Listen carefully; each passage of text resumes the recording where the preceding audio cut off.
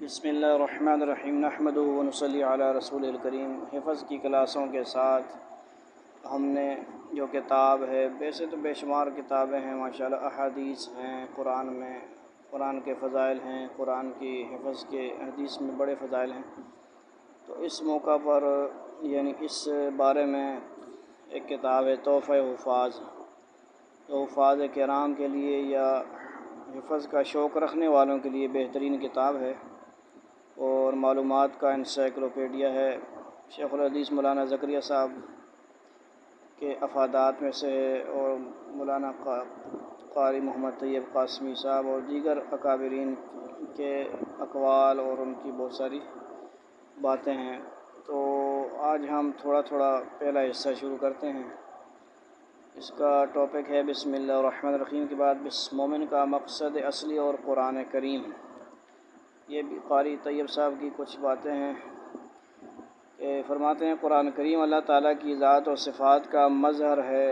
قرآن کریم اللہ کا کلام ہے اور ظاہر بات ہے کہ ہر کلام میں اثر ہوتا ہے، جیسا متکلم ہوتا ہے ویسے ہی اثرات اس کے کلام میں نمایاں ہوتے ہیں، اور قرآن کریم در حقیقت نمایاں کرتا ہے حق تعالی شانہ کی ذات کو، اس کی صفات کو، اس کے کمالات کو، اس کے افعال کو۔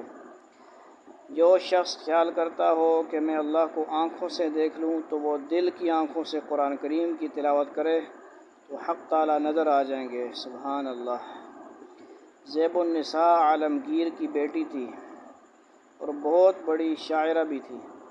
جب دربار میں مشاعرے ہوتے تو اس کا کلام بھی پڑھا جاتا تھا اور بڑے بڑے شعراء بڑی توجہ سے سنتے تھے اور کلام بھی اس کا بہت عالی ہوتا تھا۔ عالمگیر کا ایک درباری ایک شخص عاقل خان نامی تھا۔ اس کی زبان سے یہ لفظ نکلا، کاش میں زیب النساء کو دیکھ لیتا، اس لیے کہ کسی کا اچھا کلام سن کر دیکھ لینے کو طبعاً دل چاہتا ہے۔ تو عاقل خان نے یہ تمنا ظاہر کی کہ کاش کوئی ایسی صورت ہوتی کہ میں زیب النساء کو دیکھتا۔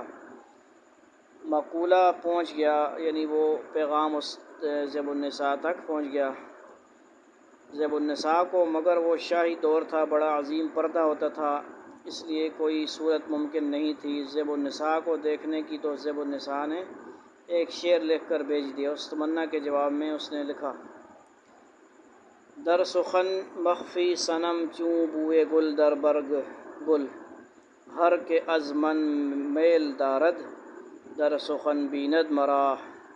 ماشاءاللہ۔ آپ کو آتی ہے فارسی؟ اللہ، سبحان اللہ۔ اچھا، ماشاءاللہ، ابا جان کو آتی ہے کہ میں اپنے کلام میں اس طرح چھپی ہوئی ہوں جیسے گلاب کی پنکھڑیوں میں خوشبو چھپی ہوئی ہوتی ہے۔ تو جن کا دل مجھے دیکھنے کو چاہے وہ میرا کلام پڑھ لے، اس کلام میں میں نظر آ جاؤں گی۔ میرے جتنے قلبی جذبات ہیں اور قلبی خیالات ہیں وہ سب میرے کلام سے نمایاں ہو جائیں گے۔ یہی صورت یہاں ہے کہ جو اللہ کو دیکھنا چاہے وہ اس کا کلام پڑھ لے، دل سے کلام پڑھ لے، توجہ کے ساتھ، آداب کے ساتھ۔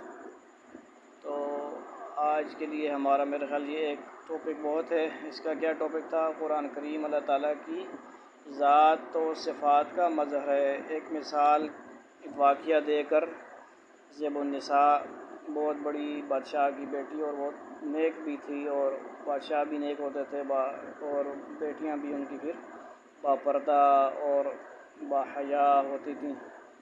اس نے ایک شعر کے ذریعے ایک بندے کو جواب دیا۔ ویسے تو شعر اس کے بڑے مشہور ہوتے تھے، یعنی قرآن پاک کے ساتھ مثال دینے کے لیے انہوں نے اس کی مثال دی کہ اللہ تعالیٰ کو ہم دیکھ تو نہیں سکتے، کوئی بھی نہیں دیکھ سکتا دنیا میں، ٹھیک ہے جی، کسی کی آنکھ کی طاقت نہیں ہے۔ انبیاء علیہ السلام، حضرت موسیٰ علیہ السلام نے بھی فلما تجلی ربہ للجبل جعلہ دکا وخر موسیٰ صعقا، انہوں نے بھی خواہش ظاہر کی تھی، بات کرتے تھے اللہ تعالیٰ سے، کلیم اللہ تھے نا، لیکن پھر خواہش ہوتی تھی اللہ تعالیٰ کو دیکھوں بھی، لیکن اللہ نے کہا نہیں دیکھ سکتے، ٹھیک ہے جی۔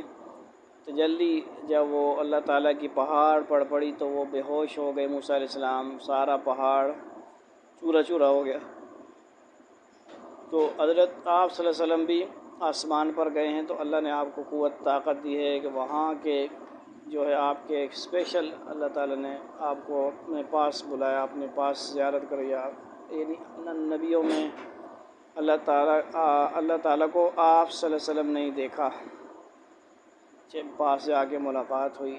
ٹھیک ہے جی، باقی جو سارے ہیں مسلمان ہیں، جتنے بھی لوگ ہیں، وہ انشاءاللہ جنت میں اور انشاءاللہ پھر قیامت میں اس طرح ملاقات ہوگی۔ اللہ تعالیٰ جس کو دیدار عطا فرمائیں گے۔ حضرت ابوبکر صدیق رضی اللہ تعالیٰ عنہ کو فرمایا کہ دیدار اعلیٰ نصیب ہوگا، عام دیدار سب کو نصیب ہوگا اور ان کو دیدار اعلیٰ نصیب ہوگا۔ اسی طرح درجہ بدرجہ لوگ دیکھتے رہ جائیں گے اللہ تعالیٰ کو پہلی دفعہ جب دیکھیں گے۔ اب دنیا میں کیا ہے، اللہ تعالیٰ کا کلام ہے، اللہ کا قرآن ہے، نبی صلی اللہ علیہ وسلم کو ہر وقت ہم دیکھ نہیں سکتے، لیکن احادیث میں آپ صلی اللہ علیہ وسلم کو دیکھ سکتے ہیں، آپ کے اخلاق، آپ کے تمام افعال و اعمال کو دیکھ سکتے ہیں۔ تو یہ ہے انشاءاللہ، اور جتنی زیادہ کلام پاک سے کسی چیز محبت ہوگی، تعلق ہوگا، اللہ تعالیٰ وہ جلدی عطا فرماتے ہیں۔ شوق ہوگا، پیار ہوگا، محبت ہوگا، انشاءاللہ اللہ تعالیٰ ہمیں نصیب فرما دیں گے۔ اللہ تعالیٰ سے دعا بھی کریں گے کہ اللہ تعالیٰ ہمیں یہ عظیم نعمت جو حفظ قرآن کی ہے عطا فرما دے، اور پختہ حفظ ہمیں کرنے کی توفیق نصیب فرمائے، کما حقہ حفظ کرنے کی، کما حقہ تلاوت کرنے کی، یاد کرنے کی، اور اس کو ہمیشہ اپنا جو ہے زندگی کا معیار بنا کر ہمیں اس کے مطابق ہم قرآن عمل کرنے والے بھی بن جائیں۔ تو انشاءاللہ بقیہ کلاس وغیرہ انشاءاللہ کل ہوگی، اور اگلا اس کا حصہ بھی انشاءاللہ کوشش کریں گے اللہ تعالیٰ آپ کی اور ہماری برکت سے اس کو کتاب کو بھی ہم تھوڑا تھوڑا پڑھتے رہیں، ہماری وجہ سے ہمیں یا کسی اور کو فائدہ ہو جائے تو یہ ہمارے لیے بھی بڑا فائدہ مند ہوگا۔ ٹھیک ہے جی، والسلام علیکم ورحمۃ اللہ وبرکاتہ۔